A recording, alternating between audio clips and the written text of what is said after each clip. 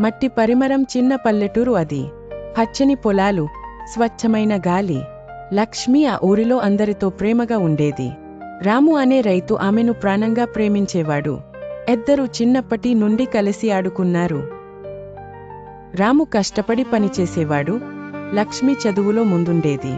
ఒకసారి ఊరిలో కరువు వచ్చింది. పంటలు ఎండిపోయాయి. ప్రజలు ఆకలితో అలమటించారు. దుర్గయ్య అనే జమీందారు ఈ పరిస్థితిని తనకు అనుకూలంగా మార్చుకోవాలని చూశాడు. తక్కువ ధరకు రైతుల భూములు లాక్కోవాలని ప్రయత్నించాడు. చాలా మంది భయపడి తమ భూములు అమ్మేశారు. రాము మాత్రం తన భూమిని అమ్మడానికి ఒప్పుకోలేదు. ఇది మా నాన్న తాతల భూమి, దీన్ని అమ్మను అని ధైర్యంగా చెప్పాడు. దుర్గయ్యకు కోపం వచ్చింది. రామును బెదిరించాడు. కాని రాము భయపడలేదు. లక్ష్మి రాముకు అండగా నిలిచింది.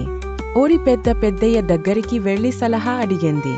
పెద్దయ్య ఆలోచించి ఒక ఉపాయం చెప్పాడు. మనం అందరం కలిసి దుర్గయ్యను ఎదురిద్దాం. మన ఐక్యతే మన బలం అన్నాడు. ఊరి ప్రజలందరూ ఒకచోట చేరారు. లక్ష్మి ధైర్యంగా దుర్గయ్యతో మాట్లాడింది. మీరు డబ్బు సంపాదించడానికి మా కష్టాన్ని ఉపయోగించుకోవాలని చూస్తున్నారు. ఇది అన్యాయం.